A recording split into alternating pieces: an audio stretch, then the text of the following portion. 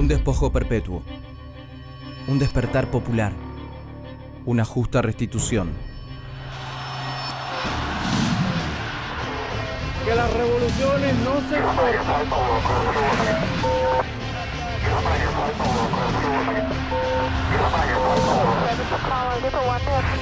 Está América de color.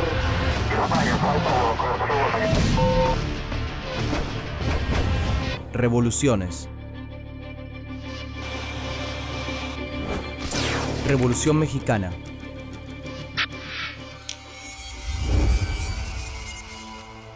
(1856) La Ley Lerdo.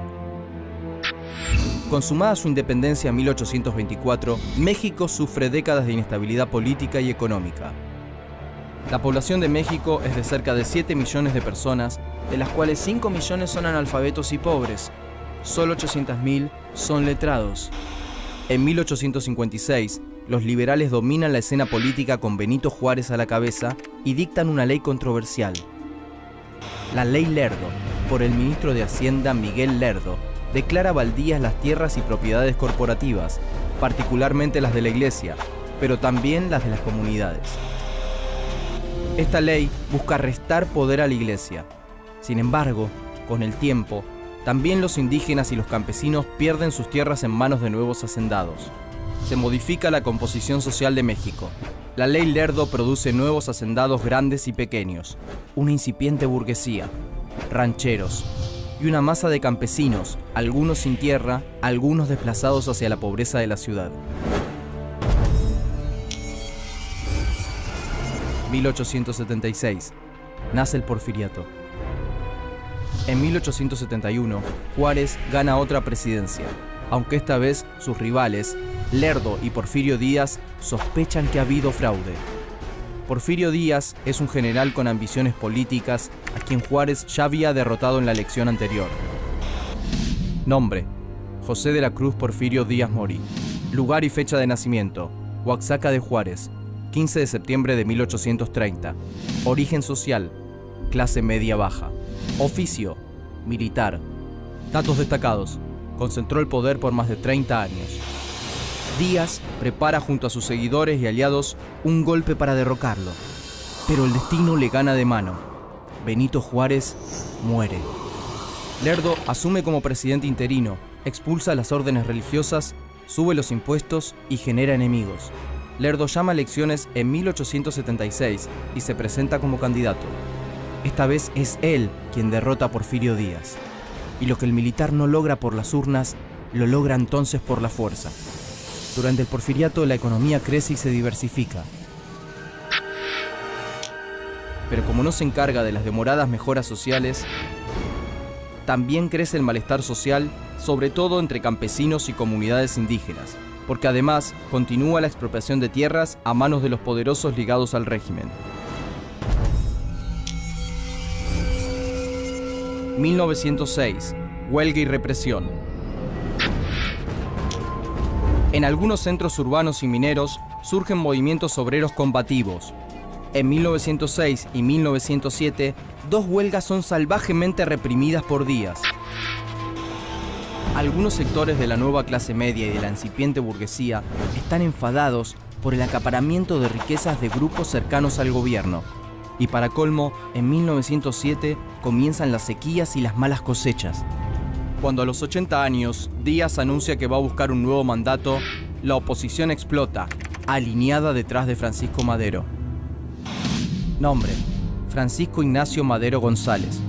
Lugar y fecha de nacimiento: Parras de la Fuente, Coahuila, 30 de octubre de 1873. Origen social: clase alta. Oficio: empresario. Datos destacados: en 1909 funda el Partido Nacional Antirreeleccionista contra Porfirio Díaz. Pero una vez más, Díaz manipula las elecciones y Madero, perseguido, huye a los Estados Unidos. Desde su exilio, Madero llama a la rebelión armada contra Díaz y llega a ponerle fecha y hora al lanzamiento. Será el 20 de noviembre de 1910 a las 6 de la tarde. 1910, contra el dictador. varios estados se levantan en armas contra el régimen y surgen caudillos como Pancho Villa. Nombre: José Doroteo Arango Arámbula, alias Pancho Villa. Lugar y fecha de nacimiento: Durango, 5 de junio de 1878. Origen social: clase baja. Oficio: bandido. Datos destacados: conoce los ideales del agrarismo estando en prisión.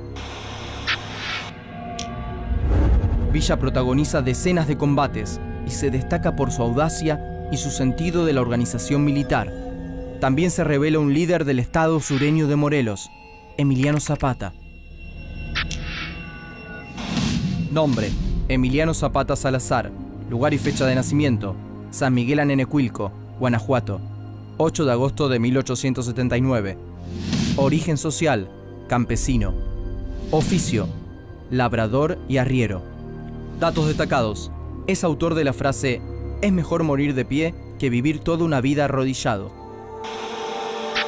Las fuerzas de Porfirio Díaz son atacadas en el norte y en el sur del país. Miles de campesinos armados claman por las tierras arrebatadas.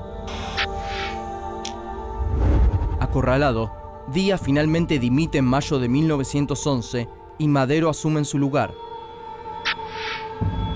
La revolución llega al poder, pero el maderismo no corrige las leyes de propiedad de la tierra. 1911. La lucha por las tierras.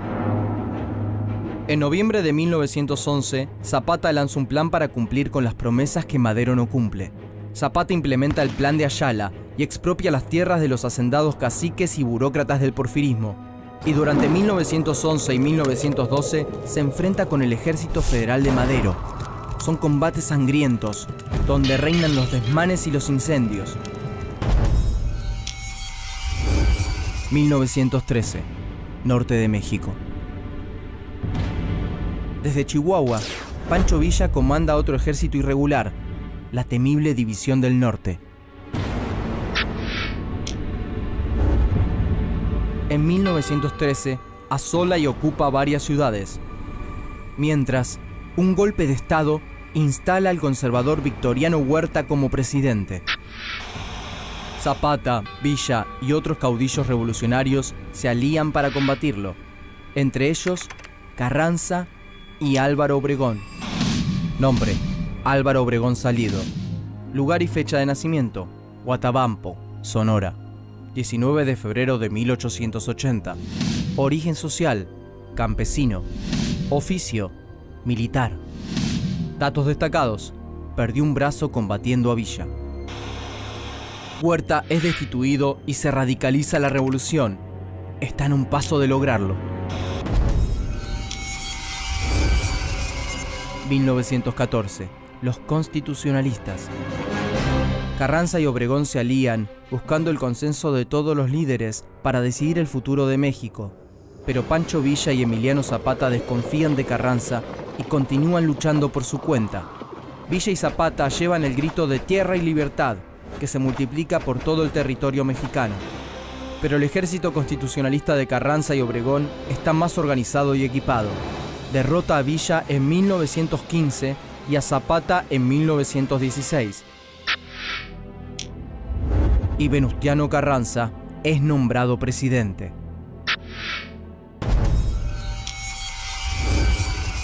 (1917) nace un nuevo México. Una nueva constitución finalmente establece una fuerte regulación sobre las tierras.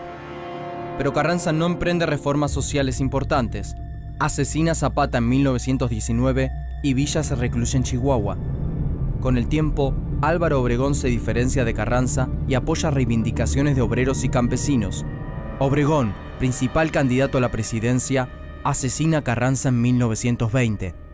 Se cierra con sangre el periodo de las guerras civiles revolucionarias. 1920. La paz. Cerca de 1 millón de mexicanos ya han perdido la vida. Obregón normaliza la vida institucional y reordena la economía, mejora la educación pública y le da un intenso apoyo a las artes. El agitador, por Diego Rivera, 1927. Del porfirismo a la revolución, por David Alfaro Siqueiros. Mural, 1960. Pero es recién a mediados de los años 30, cuando Lázaro Cárdenas, otro general de la revolución en la presidencia, se hace eco de las demandas postergadas y promueve una relación estrecha con grandes sindicatos obreros.